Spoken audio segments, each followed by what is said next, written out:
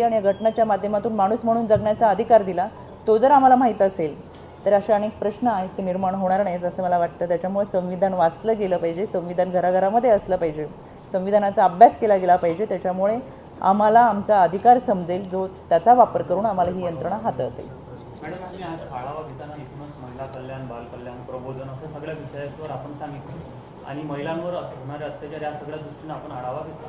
पण आपण आता जर बघितलं आधुनिक तंत्रज्ञानाच्या त्यात की मोठ्या प्रमाणात सेक्टॉर्शन जे आहे मोबाईलवर होणार आहे त्याची संख्या मोठी आहे आणि त्याच्या मागं पडद्यामागं जे काही असणारे आहेत तर त्या महिला मोठ्या प्रमाणात आहेत.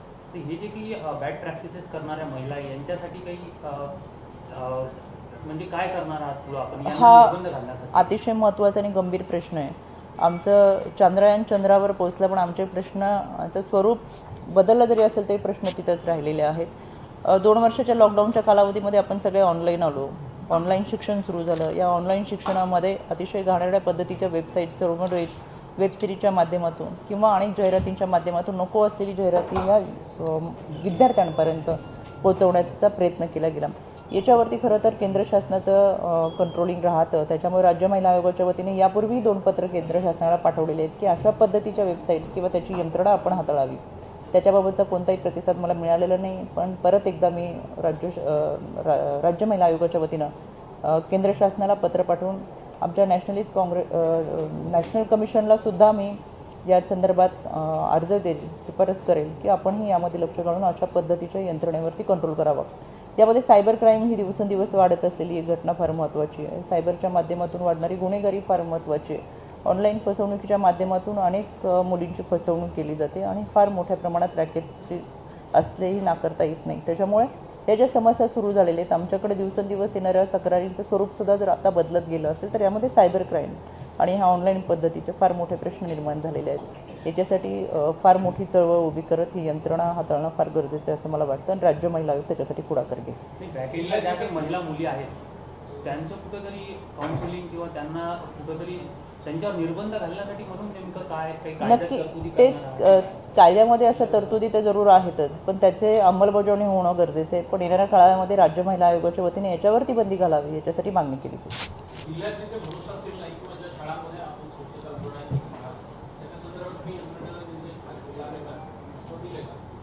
बरोबरच आहे.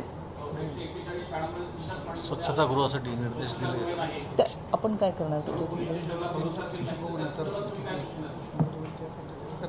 आज मी तुम्हाला सुरुवातीला सांगितलं आमच्याकडे असलेल्या आकडेवारीमध्ये 141 शाळांमध्ये स्वच्छतागृह नाही आहेत. माझ्याबरोबर इथं जिल्हाधिकारी विभागाचे अधिकारी बसलेले आहेत. त्यांना आम्ही सांगितलं 3% विशेष तरतूद निधी त्यांच्याकडे असतो, त्याच्यामधून तातडीने त्यांनी करावं. काही मदत हवी असेल किंवा काही त्यांनी आयोगाला कळवावं, आयोगाच्या माध्यमातून शासनाकडे त्याचा पाठपुरावा केला जाईल. पण माझ्या दृष्टिकोनातून ही अत्यंत दुर्दैवी गोष्ट आहे. मला ही आजपर्यंत स्वच्छतागृह आहेत पण पाणी नाही याच्यासाठी मागणी करणारे अनेक ठिकाणी आढावा झाला, पण स्वच्छतागृह नाहीच ह्याचा माझ्या विश्वासच बसत नाही की या शाळांमध्ये इतक्या दिवसामध्ये स्वच्छतागृह नाही. पण मी स्वतः आयोगाच्या माध्यमातून याचा पाठपुरावा करेन.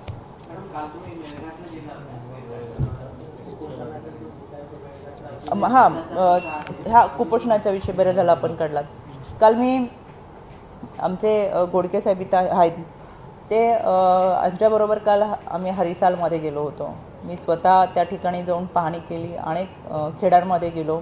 इतक्या चांगल्या पद्धतीचं अमृत आहारच्या माध्यमातून त्यांनी नियोजन केलेलं आणि मला समाधान वाटलं. अनेक गरोदर माता, कुपोषित बालकं वगैरे अशी सगळे त्यांचं रेकॉर्डवर ठेवलेलं होतं. 41% रेकॉर्ड कुपोषित बालकांचं त्यांचं आता 18वरती आलेलं आहे. अतिशय चांगल्या पद्धतीचा आहार त्यांनी कुपोषित माता आणि बालकांसाठी आणि गरोदर मातांसाठी ठेवलं आहे, जेणेकरून 2 वेळा त्या माता त्या अंगणवाडीमध्ये येऊन आणि त्यांचा स्वतःचा आहार घेतात. अतिशय चांगल्या पद्धतीचा आहार आहे, म्हणजे मी सुद्धा दुपारचा आहार तिथे घेतला. अशा पद्धतीचं नियोजन आणि हे आमच्या काही ठिकाणच्या व्हिजिट सरप्राईज व्हिजिट होत्या. मी येणारे असंही बऱ्याच ठिकाणी कळवलेलं नव्हतं, कारण बऱ्याच लोकांना माहीत होतं की मी काल समजलं की मी अमरावतीमध्ये आहे. त्याच्यामुळे काही ठिकाणच्या व्हिजिट ह्या सरप्राईज व्हिजिट याच्यासाठी होते की आम्हाला स्वच्छता पाहिजे किंवा अचानक जाऊन आपण त्यांचा आहार पाहू. मी तो सुद्धा घेतला. चांगल्या पद्धतीचं नियोजन त्यांनी कुपोषणाचं प्रमाण कमी करण्यासाठी केलेलं आहे. त्याच्यामध्ये त्यांना अजूनही काही मदत लागते की मध्यम कुपोषित असतील तर ते कमी कुपोषित कसे करता येतील असे 2 प्रकारामध्ये आहे. तर त्याच्यासाठी मी स्वतः काल त्यांना महिला व बालविकास मंत्री आदितीताईंशी काल तिथं आम्हाला हरिसालमध्ये रेंज मिळाल्यानंतर त्यांचं कॉन्टॅक्ट करून दिलं सर्व अधिकाऱ्यांची. हा कॉन्फरन्स कॉल करत असताना आमचा संवाद झाल्यानंतर त्यांनी तो प्रस्ताव मागून घेतला की इथं तुम्हाला कुपोषणाच्या प्रमाणासाठी जे काही प्रश्न येतात ते सोडवण्यासाठी जी काही मदत लागेल त्याचे प्रस्ताव आपण हे महिला व बालविकास मंत्री महोदयांकडे पाठवून द्यावी, त्याची आम्ही अंमलबजावणी करू आणि माझ्यासाठी समाधानाची गोष्ट आहे. त्यासाठी मी स्वतः पाठपुरावा करेल आणि संबंधित अधिकारी अतिशय चांगल्या पद्धतीचे त्यासाठी काम करतात, पण त्यांना सक्षम यंत्रणा जर हातात दिली तर अजून चांगलं काम ते करतील. त्यामध्ये तुम्हालाही काही त्रुटी आढळल्या तर आमच्या राज्य महिला आयोगापर्यंत पोहोचवा.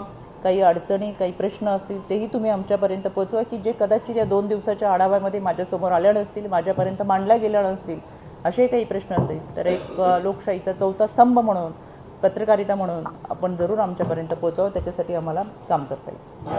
अमृत आहार भेटणार दिला जातो महिलांना, मात्र त्या अमृत आहार जो दिला जातो त्याची किंमत फक्त 25 ते 30 रुपयाच्या दरम्यान आहे. तर तो अमाऊंट आहे, तो अमाऊंट मला कमी वाटत नाही. 45 35 होता, आता 45 झालेला आहे. आपका कंसंट्रेशन काउंसलिंग की तरफ है। अमरावती में पॉक्सो के बहुत सारे मामले हैं और ज़्यादातर मामलों में ऐसा देखा गया है तो जो आरोपी और फरियादी है दोनों जुर्माने हैं। तो फीमेल को एक तरफ ट्रॉमा, मेंटली ट्रॉमा और सोसाइटी है उसके नेगेटिव एस्पेक्ट देखने को मिलते हैं, जबकि मेल जो वो भी जुर्माने है उसके साथ में प्रॉब्लम नहीं रहती है, तो उसको एक अपराधी की दृष्टि से देखा जाता है। तो कुछ मामले ऐसे होते हैं जिनमें वो म्यूचुअल अंडरस्टैंडिंग या गैर समझ, तो उनमें वो जो है वो आईपीसी के अकॉर्डिंग मतलब उनकी काउंसलिंग की जाए, उनको एफआईआर रजिस्टर में हो और दोनों का जो सामाजिक दृष्टिकोण है वो व्यवस्थित बना रहे हैं। इसके लिए आप जो काउंसलिंग प्री मैरिज काउंसलिंग की बात कर रहे हैं, तो इसके लिए आप क्या करने वाले हैं? पॉक्सो के बारे में जो आपका कहना है और बाकी के रिलेशन के बारे में, तो मुझे ऐसा लगता है कि जितने सारे केसेस मेरे पास आ गई तो ये अलग अलग ढंग के रह गए हैं। तो मैंने पहले ही आपको बताया कि बहुत सारे केसेस ऐसे हैं कि पहले काउंसलिंग के बारे में हमें पहला काउंसलिंग करना चाहिए, प्री मैरिज काउंसलिंग, वैसा तो नहीं होता। उसके बाद हम काउंसलिंग के लिए तैयारी, टीम तैयार है कि नहीं, ऐसे इधर की हम कहानी तैयार कर लेते हैं। तो मेरा ये कहना है कि हमें हर सिस्टम में काम करना ज़रूरी है। हमारे यहाँ आए हुए सभी केसेस में 18 साल से 22 साल तक आने वाली लड़कियां आज ज़्यादा थी, मेरे लिए बहुत दुर्दैवी बात है। इसलिए हर सिस्टम में काम करते हुए हर किसी की जिम्मेदारी है कि हम इस सब को साथ लेके काम करें। अगर स्टूडेंट हो, यंग जनरेशन है, हम पुलिस के साथ हैं और हमारे साथ आरोग्य विभाग है, शिक्षण विभाग है, सबको साथ लेके हम कुछ तैयारी और सिस्टम करें कि जिसके वजह हमें अच्छी तरह से इनको फैसिलिटी देने के लिए हम खुद हमारे ऊपर ये जिम्मेदारी ले कि नहीं हमें करना चाहिए, और इसके लिए आज हम कोशिश कर रहे हैं। इसके लिए हमें आपकी भी साथ चाहिए। चॅलेंजिंग काय वाटलं नेमकं? काही अशा घटना असतात की चॅलेंजिंग असतात, पण त्या तुम्ही सोडवल्या, तुमच्या आयोगाला सोडवल्या, त्याची ही खूप चांगली असते त्या परिवाराला पण आणि तुम्हाला पण, त्या पण महिला वगैरे काहीतरी असं काहीतरी या दरम्यान आपल्याला आढळलं, अशा काही केसेस आढळल्या की त्या चॅलेंजिंग होत्या आजच्या का ओव्हरऑल सगळ्या? एखादी त्याच्यामध्ये चॅलेंजिंग असतं, एखादी चॅलेंजिंग आजच्या दिवसाची ना, आजच्या दिवसाची किंवा या काही दिवसाची आजच्या दिवसाच्या केसेसमध्ये चॅलेंजिंग केसेस असं म्हणता येणार नाही. माझ्यासाठी सगळ्याच केसेस चॅलेंजिंग होत्या, कारण की ते सोडवणं आणि त्यांना न्याय देणं हे माझ्यासाठी फार महत्त्वाचं होतं. आजच्या या केसेसमध्ये आलेल्या मी आवर्जून विचारायचे की यातली 3 महिन्यामध्ये मिसिंग केसेसचा जर शोध लागला नाही तर तो आपण केस ह्युमन ट्रॅफिकिंगकडे डायव्हर्ट करतो. त्याच्यामुळे इथे ज्या केसेस आलेल्या आहेत त्या केसेसमध्ये मिसिंग केसेस त्या पुढे जाऊन त्या कोणत्या ह्युमन ट्रॅफिकिंगकडे गेलेल्या आहेत का, तर अमरावतीमध्ये अशी एकही केस नाही की ते आपण जसं इतर ह्युमन ट्रॅफिकिंगच्या केसेसमध्ये आपल्याला सापडलं आहे, मग पुणे, मुंबई, नागपूर, ठाणे भागामध्ये असतील, तशा अमरावतीमध्ये नाही आहेत. पण अशी एखादी केस जरी असेल तर ती फार मोठी साखळी असू शकते, चेन असू शकते. एजंटच्या माध्यमातून असं काही झालं आहे का हे पाहण्यासाठी मी आज सूचना केलेल्या आहेत, पण असं नाही, ही माझ्यासाठी समाधानाची गोष्ट आहे. पण येणाऱ्या सगळ्याच केसेसमध्ये मग त्या महिलांच्या असतील, अंतर्गत तक्रार निवारण समितीच्या संदर्भातल्या केसेससुद्धा आहेत, ज्यामध्ये जसं आपण सांगितलं असे सोनोग्राफी सेंटरच्या माध्यमातून जर असं कोणाची फसवणूक होत असेल तर PCPNDT ॲक्टनुसार सुद्धा आम्ही अचानक धाडी टाकून त्यांनी कारवाई करावी अशा देखील आज सूचना केलेल्या आहेत. त्याच्यामुळे माझ्या दृष्टिकोनातून आलेल्या सगळ्या केसेसना न्याय देणं हे फार महत्त्वाचं आहे. पत्रकार परिषदेच्या माध्यमातून आपल्याला सुचवतो की अमरावतीमध्ये एका शाळेमध्ये आणि महाविद्यालयामध्ये मुलींवर लैंगिक अत्याचार झाले. त्याकरता शाळा आणि महाविद्यालयांमध्ये मुलींवर अत्याचार होऊच नये याकरता संबंधित शिक्षकांचं काउन्सिलिंग किंवा संबंधित महाविद्यालय किंवा शाळांमध्ये काउन्सिलिंग असं काही आपल्या आयोगाकडून होईल का? महाविद्यालयामधले म्हणजे महाविद्यालय आणि शाळा हां फिलिंगची आपण सूचना दिलेल्याच आहे आणि मगाशी ते 2 केसेस होती त्यातली काढलेली होती ना आपण तुमच्या माहितीसाठी सांगते हे त्यांना PDF पाठवतोय. ते ह्याच्यामध्ये माहिती सविस्तर मेलघाट दौरे के लिए वहाँ पर एक आपको ज्ञापन दिया गया है सुशांता एक स्कूल है और एक खारी स्कूल है वहाँ पर 2 लड़कियों के साथ में अत्याचार आधे मिनट वगैरह की जाँच की कल मेलघाट एक आदिवासी संगठन ने आपको ज्ञापन दिया ऑलरेडी त्याचं हे जे सांगतात ना त्यासाठी आपण कारवाई करत already आहे आपलं ते- एवढे शाळा तुमच्या आणि सतत प्रक्रिया सुरू पण असते. याच्यामध्ये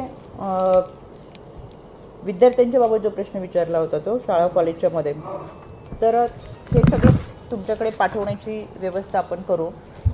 त्यांनी जवळजवळ आत्तापर्यंत 150 मुख्याध्यापकांना एकत्र करत 600 प्राचार्य मुख्याध्यापक शिक्षक यांना मार्गदर्शन करून सगळ्यांना या पद्धतीची माहिती देत अतिशय चांगल्या पद्धतीचं नियोजन केलेलं आहे.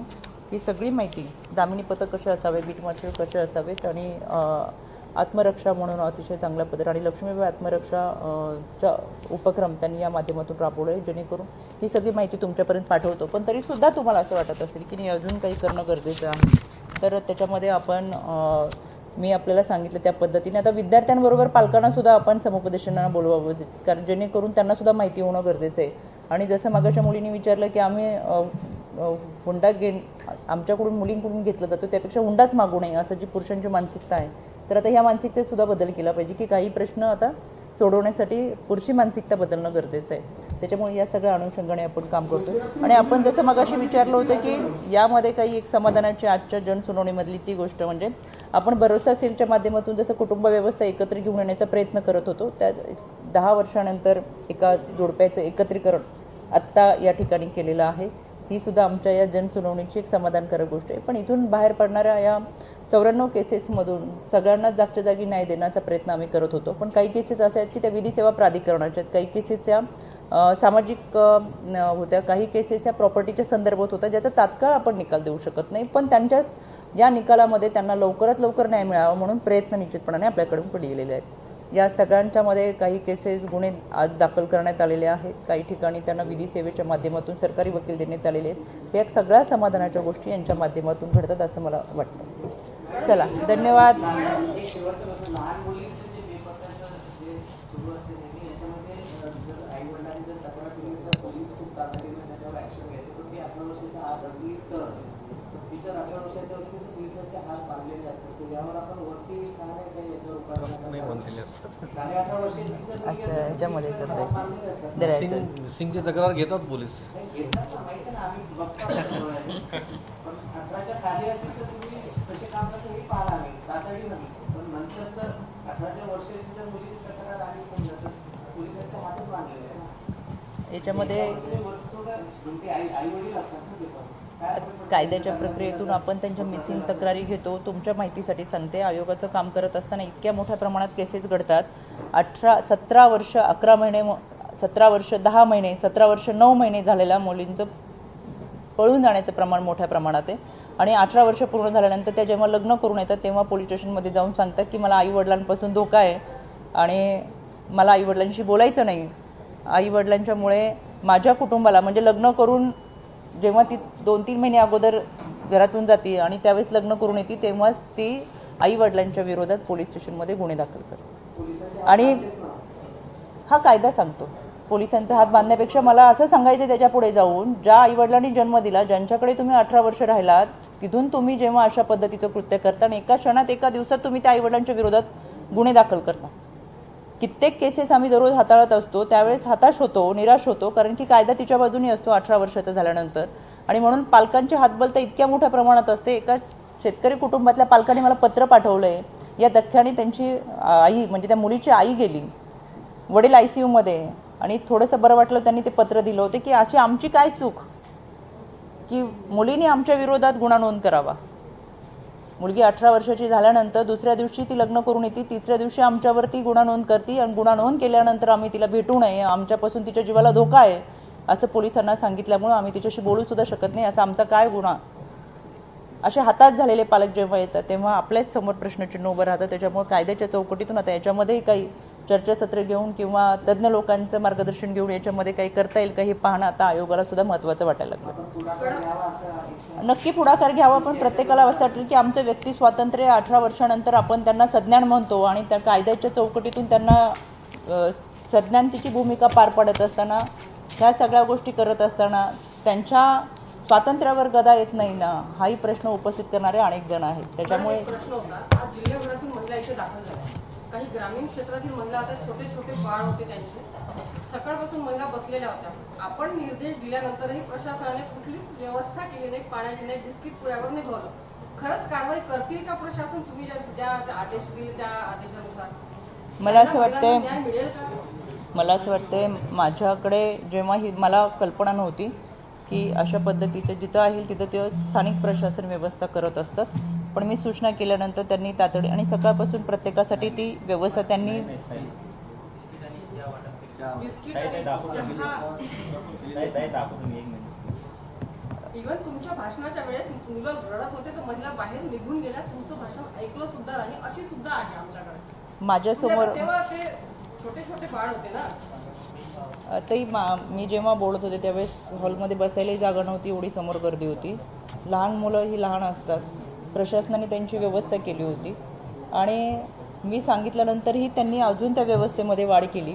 म्हणजे मला असं वाटतं की एक बिस्किट दिलं, एक बिस्किट एका बिस्किट महिला आयोगाच्या एक बिस्किट तिथून सुद्धा महिला आल्या होत्या.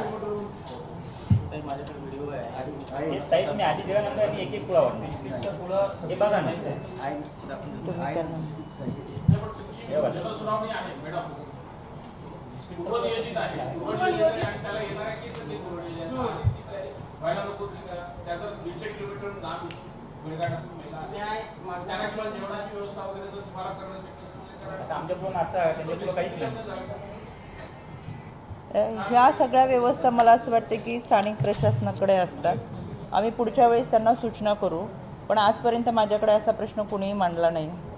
फर्स्ट टाइम माझ्याकडे सांगितलं तिथे 30 सभा झाल्या माझ्या, पण असं होतं ना, असं पुढे पण आजपर्यंत माझ्याकडे कोणतंही मी 30 जिल्हे फिरले, असे प्रश्न पुढेही आले नाहीत.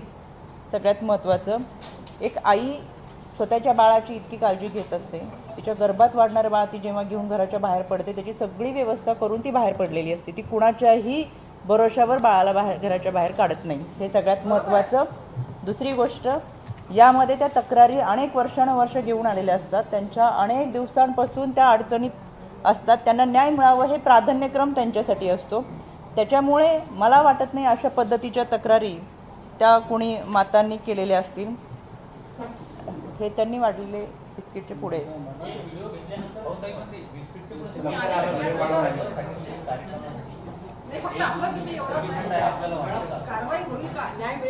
मला माझ्या दृष्टिकोनातून तुम्ही हा प्रश्नच विचारलाय आत्ता, तो मीच पहिल्यांदा ऐकते. कारण की मला जेव्हा कळालं लहान मुलांच्या संदर्भात तेव्हा मी लगेच सांगितलं होतं. पण अशा पद्धतीने कोणतीही आई निष्काळजी नसते, त्याच्यामुळे आपणही आई आहात.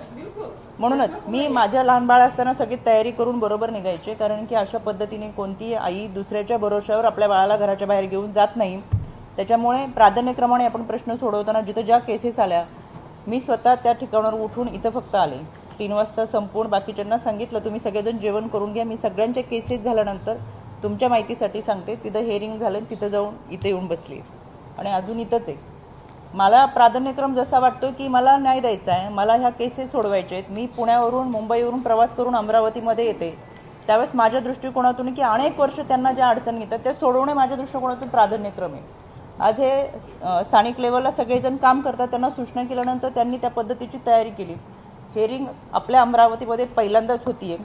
मला असं वाटतं की ह्या गोष्टीकोनातून आपण फोकस करावा. इतके प्रशासकीय अधिकारी एका ठिकाणी आजपर्यंत आपण कधी बघितले नसतील, एका वेळेस केसेस सोडवण्यासाठी कधी एकत्र आले नसतील. कार्यक्रमाला तुम्ही पाहिले असतील, पण अशा केसेस सोडवण्यासाठी एकत्र इतके अधिकारी कधी आले नसतील. आमच्या दृष्टिकोनातून महिलांना न्याय देणं हे प्राधान्यक्रम आहे, पण तरीसुद्धा असं काही तुम्हाला वाटत. आणि असा प्रश्न पहिल्यांदाच माझ्याकडे अमरावतीत उपस्थित राहिला. मी स्थानिक प्रशासनाला तशा सूचना करेल, इथून पुढे येणाऱ्या पत्रकारांना आपल्या कार्यक्रमामध्ये त्यांची व्यवस्थित व्यवस्था करा. पत्रकारांबरोबर आता त्यांनी सांगितलं ना एक प्रश्न, त्यांची जी आवाज झाली ती पुढे आत्ता आपण बोललात ना म्हणून. आणि इथून पुढच्या होणाऱ्या जनसुनावणीमध्ये आजपर्यंत माझ्याकडे कधी हा प्रश्न आलेला नव्हता. त्याच्यामुळे इथून पुढच्या जनसुनावण्या जेव्हा होतील, लहान बाळ असेल तर त्यांच्यासाठी स्वतंत्र व्यवस्था करा. कदाचित त्यांनाही कल्पना नसेल की आजच्या हेअरिंगमध्ये एवढी लहान मुलं किंवा येतील म्हणून. इतर वेळेस या अनेक ठिकाणी जनसुनावणी झालेल्या आहेत. त्या स्थानिक प्रशासन वेगवेगळ्या पद्धतीची योजना करत असतात, त्यांचं नियोजन असतं.